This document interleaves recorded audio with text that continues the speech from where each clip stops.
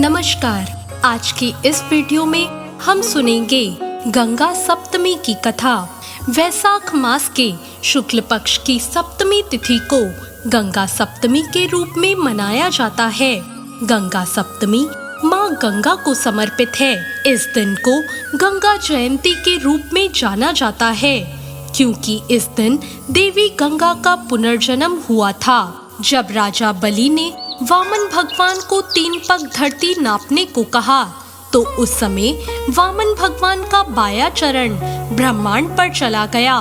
तब ब्रह्मा जी ने भगवान के चरण धोने के बाद जो जलधारा थी उसे अपने कमंडल में भर दिया।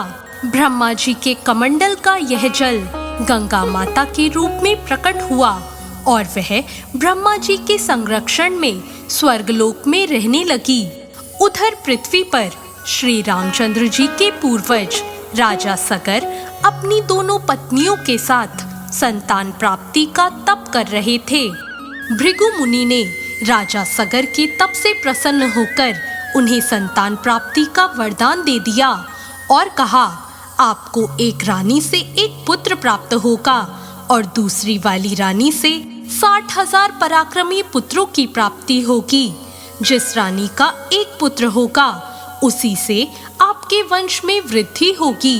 समय बीतता गया और राजा सगर की एक रानी ने एक पुत्र को जन्म दिया और दूसरी रानी ने एक पिंड को जन्म दिया, जिसमें से 60,000 पराक्रमी पुत्र प्रकट हुए। एक दिन राजा सगर ने देवलोक पर विजय प्राप्त करने के लिए एक यज्ञ का अनुष्ठान किया। जब राजा सगर ने उसके लिए अश्वमेघ यज्ञ किया, तब उन्होंने अपने 60,000 पुत्रों को उस घोड़े की सुरक्षा के लिए नियुक्त कर दिया। लेकिन देवराज इंद्र ने छल पूर्वक यज्ञ का घोड़ा चुराकर कपिल मुनि के आश्रम में बांध दिया। तब राजा सगर के 60,000 पुत्र घोड़े को ढूंढते ढूंढते कपिल ऋषि के आश्रम में पहुँचे। तब वहां उन्होंने देखा कि कपिल ऋषि के रूप में साक्षात भगवान तपस्या कर रहे थे और वहां घोड़ा बंधा था। राजा सगर के पुत्रों ने सोचा कि यज्ञ के घोड़े को कपिल मुनि ने ही आश्रम में बांधा है और वह सभी चोर चोर कहकर चिल्लाने लगे। यह सुनकर महर्षि कपिल की समाधि टूट गई और तपस्या में लीन कपिल मुनि ने हजारों वर्षों बाद अपनी आंखें खोली और क्रोध में आकर राजा सगर के 60,000 पुत्रों को जलाकर भस्म कर दिया। राजा सगर के पुत्रों का अंतिम संस्कार न होने के कारण उनकी आत्माओं को मुक्ति नहीं मिल सकी और वह भूत प्रेत बनकर इधर उधर भटकने लगे। तब राजा सगर ने अपने तेजस्वी पौत्र अंशुमन को अपने पुत्रों और घोड़ों का पता लगाने के लिए आदेश दिया। अंशुमन उन्हें ढूंढता हुआ कपिल मुनि के आश्रम में पहुंचा।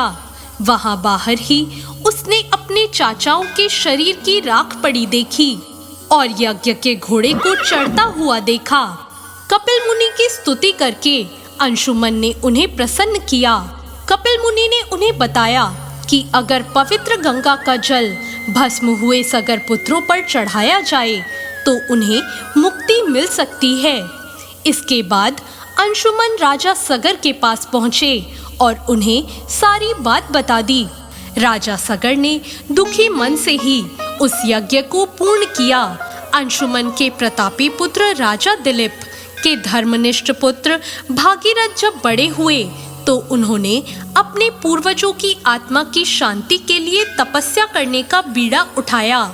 भागीरथ ने ब्रह्मा जी की तपस्या की, जिससे वो गंगा जी को पृथ्वी पर लाएं।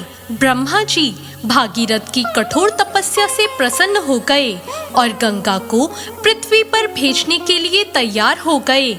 तब ब्रह्मा जी ने देवी गंगा को आदेश दिया कि वह पृथ्वी पर जाएं और वहां से पाताल लोक जाएं, ताकि भागीरथ के वंशजों को मुक्ति मिल सके।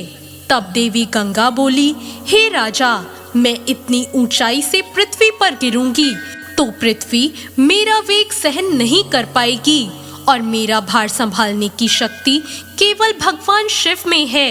उचित यही होगा कि मेरे भार और और वेग को संभालने के लिए भगवान शिव का अनुग्रह प्राप्त किया जाए। तब राजा भगीरथ ने गंगा जी के कहे अनुसार भगवान भोलेनाथ की कठोर तपस्या करके उनसे निवेदन किया कि आप अपनी जटाओं में गंगा जी को समेट लें। भगवान भोलेनाथ ने गंगा जी की धारा को अपनी जटाओं में समेटकर बांध लिया, जिसके परिणाम स्वरूप गंगा जी को जटाओं से निकलने का रास्ता नहीं मिला। अब महाराज भागीरथ को चिंता हुई।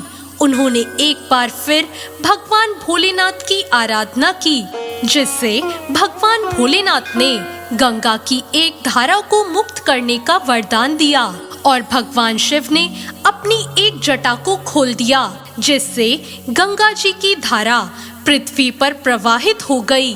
तब राजा भगीरथ के राज्य की ओर जाते हुए गंगा माता का शक्तिशाली प्रभाव एवं प्रचंड वेग से जहनु ऋषि का आश्रम नष्ट हो गया, जिससे जहनु ऋषि क्रोधित हो गए और क्रोध में आकर उन्होंने पूरी गंगा को पी लिया। इसके बाद भागीरथ समेत सभी देवताओं ने जहनु ऋषि के सामने क्षमा याचना की और मां गंगा को मुक्त करने का आग्रह किया, ताकि देवी गंगा जन कल्याण कर सके। सभी देवताओं और भागीरथ की प्रार्थना से प्रसन्न होकर जहनु ऋषि ने गंगा जी को मुक्त कर दिया और तब वह धारा भगीरथ के पीछे पीछे गंगा सागर तक जा पहुंची, जहां पहुंचकर उन्होंने राजा सगर के मरे हुए 60,000 पुत्रों का उद्धार कर दिया। जहनु ऋषि द्वारा मुक्त करने की वजह से गंगा जी को जहनु ऋषि की पुत्री जाह्नवी के रूप में भी जाना जाता है।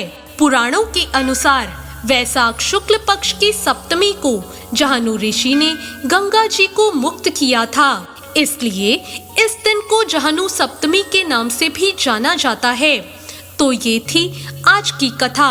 आपको ये कथा कैसी लगी कमेंट बॉक्स में जरूर बताएं और हमारे चैनल व्रत पर्व त्योहार को जरूर सब्सक्राइब करें। धन्यवाद।